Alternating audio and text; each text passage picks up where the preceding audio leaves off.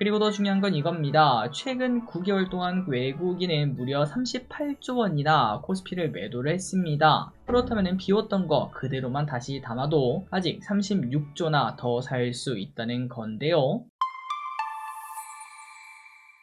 네, 안녕하세요. 주식은 역시 길이길이 새길이십니다. 안녕하세요, 길이분들. 자, 새로운 한 달, 그리고 새로운 한 주가 출발했습니다. 다만 내일 또 휴장이고 이번 주 금요일 또 휴장이다 보니까 아마도 이번 주는 조금은 쉬어가지 않을까라는 생각이 드네요. 같이 공부하시죠. 렛츠 기릿. 첫 번째입니다. 오늘 키스트론이라는 캡이 상장했고 정말 나이스하게 상장해서 우리에게 수익을 주는 모습입니다. 자, 키스트론, 구리, 철, 바이메탈, 와이어 전문 기업. 그러니까 우리는 보통 전선 관련주 이렇게 말을 할 것 같은데요. 안 그래도 뭐 전력 설비 여기에 대한 기대감은 계속 남아있는 와중에 이 친구의 매력은 바로 시가총액이었던 거 기억하실 겁니다. 상장 가격 당시 시가총액이 640억밖에 안 되다 보니까 처음부터 관심을 많이 받았고 바로 200% 급등하고 출발을 했죠. 공모가가 3,600원인데 1,670원으로 출발을 했고요. 그리고 출발하는 그 자체가 너무 높지 않았겠습니까? 그러면서 바로 고점을 찍고 미끄러지는 모습이 나타났습니다. 저기릿은 이제 200% 상승하는 거 보고 이 정도면 됐다라고 생각해서 바로 매도를 진행했고 총 28,000원의 수익으로 마무리를 했습니다. 기리분들도 전부 다 좋은 가격에 매도하시길 바라고 맛있는 치킨 시켜 드시기 바랍니다. 다음입니다. 이번 주 일정은 일단 쉬는 날이 이틀이나 있는 황금 일주일이 아닌가라는 생각이 드는데요. 그렇다면 이번 주 일정은 뭐가 있나 봤더니 일단은 내일은 대선입니다. 푹 쉬시면 될 것 같고요. 그리고 이 와중에 미국에서는 여러 가지가 발표가 되네요. 연준 베이지북도 4일에 공개가 되고 5월 비농업 고용지수는 6일에 발표가 됩니다. 그리고 오늘은 파월이 75주년 기념 연설에 나선다고 하고요. 자, 다만 이 와중에 뭐 일각에서 소문으로는 오늘 파월이 사임할 수 있다는 그런 찌라시도 돌고 있는데요. 하지만 뭐 대부분 사실 무근이겠죠. 지켜보도록 하고 그리고 오늘부터 알래스카 회의도 있다는 것도 참고하시면 될 것 같습니다.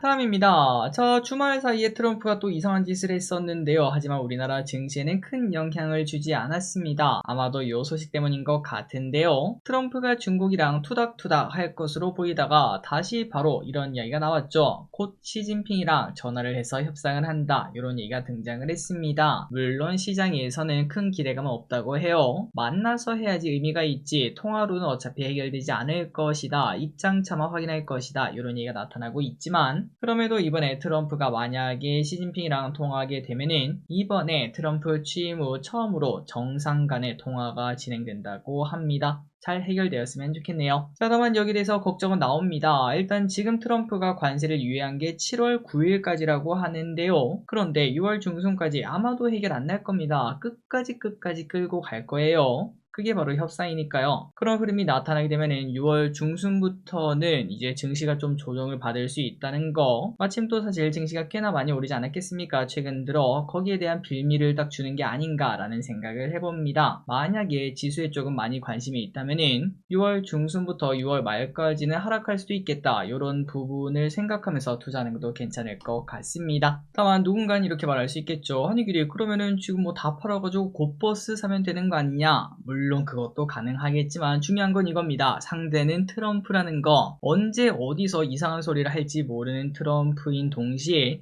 언제 어디서 갑자기 타결했다 이렇게 말을 할 수도 있어서 그러한 투자 방법은 투자보다는 약간의 도박에 가깝다라고도 말할 수 있겠네요. 다음입니다. 외국인이 돌아옵니다. 자, 4월까지만 하더라도 연일 외국인의 매도가 나타났었습니다. 무려 9개월 연속 매도 기록을 세웠었죠. 하지만 역시나 비운 만큼 이제는 채우러 온다는 소식입니다. 5월에 외국인은 코스피를 1.1조 원 매수를 했다고 하고요. 그리고 놀라운 거는 5월 코스피는 5.5% 상승을 했습니다. 그리고 또 이 상승은 바닥에서 오른 것도 아니고 보시다시피 올해 계속 슬금슬금 올랐거든요. 이렇게 오르다가 한 번 더 오른 거라 의미가 있다라고 말할 수 있고 그 중심에는 외국인의 매수가 있었다는 걸 확인할 수 있습니다. 그리고 더 중요한 건 이겁니다. 최근 9개월 동안 외국인은 무려 38조 원이나 코스피를 매도를 했습니다. 그렇다면 비웠던 거 그대로만 다시 담아도 아직 36조나 더 살 수 있다는 건데요. 갈수록 셀 USA 이야기가 나타나면서 국장과 중국장의 관심이 높아지고 환율도 계속 낮아진다면 충분히 외국인의 매수가 찹찹찹 들어오게 되면 코스피 3000은 생각보다 더 쉽게 달성할 수도 있을 것 같습니다. 그때가 되면 코스피 목표는 3000이 아니라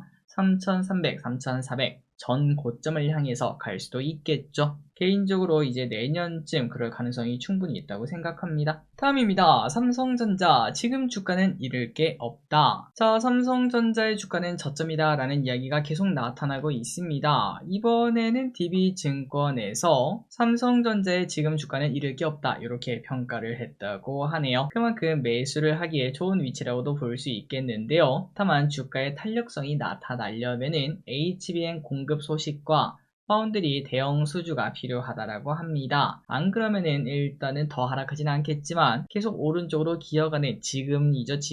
지금처럼 답답한 상황이 연출될 수도 있다고 합니다. 자, 그리고 내년 2분기부터는 계절적 성수기가 도래하면서 메모리 가격은 반등할 수도 있다고 하는데요. 한번 기다려보도록 하겠습니다. 그리고 나중에 언젠가 왼쪽에 있는 이 짤처럼 5만원일 때 안 사던 삼성전자를 9만원에 사겠다고 난리야. 이 이야기를 우리가 하는 그러한 시절이 왔으면 좋겠습니다. 다음입니다. 일론 머스크 마약 중독 소식. 지난 주말에 전 세계를 떠들썩하게 만들었던 소식이 있었습니다. 바로 가십 중에 하나인데요. 머스크가 마약 중독이 심각하다는 이야기가 나왔죠. 누가 말했나? 역시나 뉴욕타임즈입니다. 트럼프와 머스크를 싫어하는 뉴욕타임즈가 일론 머스크가 요즘 케타민, 엑스터시 등 무시무시한 마약을 지금도 계속하고 있다 이렇게 보도를 했습니다. 그리고 그 마약 중독 증세가 너무 과해서 소변도 컨트롤 못한다라는 이야기가 등장하고 있는데요. 하지만 머스크는 바로 반응했네요. 이미 예전에 밝혔듯이 과거에는 한 적이 있었으나 지금은 안 하는 중이고 당연히 가짜 뉴스다 이렇게 말을 했습니다. 자, 그래서 단순 해프닝으로 끝날 것 같은데요. 혹시나 이러한 소식으로 테슬라 주가가 하락한다면은 그건 매수 기회라고도 말할 수 있겠습니다. 다음입니다. 테슬라 드론 진출 가능성. 테슬라는 정말 미래의 아이콘인가 봅니다. 전기차, 자율주행, 우주, 뉴럴링크. 사실 우리가 미래에 쓸만한 것들을 전부 다 만들고 있다라고 말할 수 있겠죠. 그리고 이번에는 드론까지 진출할 수 있다는 이야기가 등장했네요. 자, 그러고 보니까 지금 생각해보면은 안 할 이유가 전혀 없다 이런 생각이 들 정도죠. 당연히 진출해야 되는 사업 중 하나라고 생각합니다. 갈수록 미중 경쟁에서 드론이 떠오르고 있는 상황이고 드론은 일상생활에서도 우리에게 슬슬 침투하고 있는 상황 플러스 전쟁에서도 그 효과를 톡톡히 보여준 바 있었죠. 그러다 보니까 미국에서도 중국 드론 의존도를 낮춘다는 이야기가 계속 들려오고 있고 테슬라가 그 자리를 대체할 수 있다고 합니다. 그리고 또 이런 상황이 나타나다 보니까 결국 테슬라의 그 종착역은 방산업계가 되는 거 아니냐 이런 얘기도 솔솔 나타나고 있다고 하네요.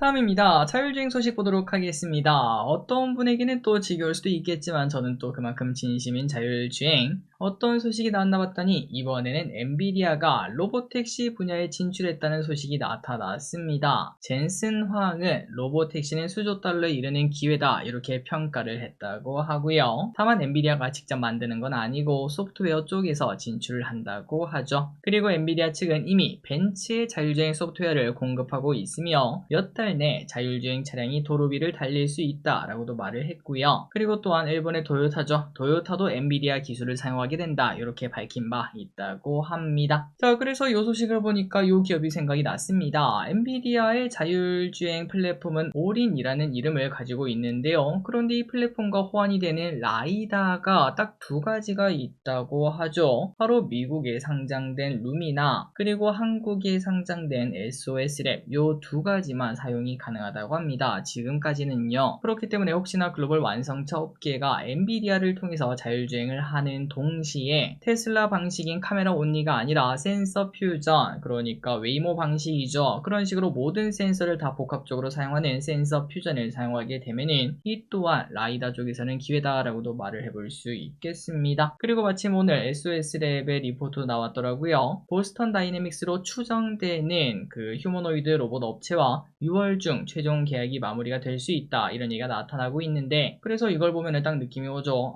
라이다든 카메라든 단순히 단순히 자율주행 테마주가 끝이 아니구나, 차에만 들어가는 게 아니라 로봇, 드론 등 어디에든 다 들어가는 게 포인트구나 라는 걸 한 번 더 느낄 수 있었습니다. 갈수록 실적이 좋아지는지 체크해보도록 할게요. 다음입니다. 오징어 게임 3 예고편 미쳤습니다. 자, 오징어 게임의 3 예고편이 어제 공개가 되었는데요. 예고편을 보니 벌써 기다려집니다. 벌써 영어 예고편 조회수는 공개된 지 하루 지났는데 1200만 회를 돌파했다고 하네요. 영어만 해도 저만큼인데 각 나라 언어 다 합치면 더 큰 숫자가 될 것 같습니다. 어쨌든 이 오징어 게임 3 오는 27일 6월 27일에 공개가 되는데 그날 스포 당하기 전에 바로 밤새서 봐야 될 것 같습니다. 다음입니다. 넷플릭스 네이버 협업. 이게 콘텐츠의 힘이겠죠. 네이버의 웹툰이 넷플릭스에 바로 올라갈 가능성이 생긴다고 합니다. 이미 과거부터 웹툰을 기반으로 넷플릭스 콘텐츠를 계속 만들다 보니까 이런 기회까지 생기는 것 같은데요. 그리고 네이버 넷플릭스의 관계는 이게 처음이 아닙니다. 얼마 전에는 네이버 멤버십을 사용하면 넷플릭스 광고 요금제로 쓸 수 있게 만들었었죠. 이게 진짜 말이 안 되는 혜택입니다. 네이버는 월 4,900원인데 넷플릭스는 월 7,000원, 배보다 배꼽이 더 크죠. 그런 식으로 협업을 하고 있는데 이번에 이런 소식도 떴네요. 다만 바로 또 기사가 나오긴 했습니다. 사실 무근이다 이런 얘기가 나왔지만 웹툰주는 오랜만에 또 관심을 받았습니다.